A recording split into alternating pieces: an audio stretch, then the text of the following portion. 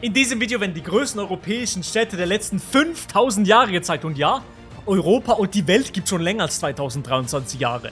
Okay, Athen war lange Zeit die größte Stadt der Welt mit Syrakus und dann hat Rom um das Jahr 0 übernommen als größte Stadt der Welt. Aber wie ihr hier seht, Trier war mal die zweitgrößte Stadt der Welt. Dann hat natürlich Konstantinopel übernommen, das heutige Istanbul. Und jetzt sind wahrscheinlich nicht mehr so viele deutsche Städte dabei. Kurz war Köln dabei und dann wird wahrscheinlich wieder Berlin reinkommen. Paris war lange Zeit die größte Stadt im Mittelalter. Dann hat Istanbul übernommen mit knapp 700.000 Einwohnern. Und jetzt kommt London, die sozusagen die industrielle Revolution, 1800, alles, ja, es wird langsam heiß in Westeuropa. Berlin und Paris werden auch immer größer. Berlin war mal die drittgrößte Stadt Europas. Und Paris war sehr, sehr lange big, aber die größte Stadt ist natürlich Istanbul bis heute.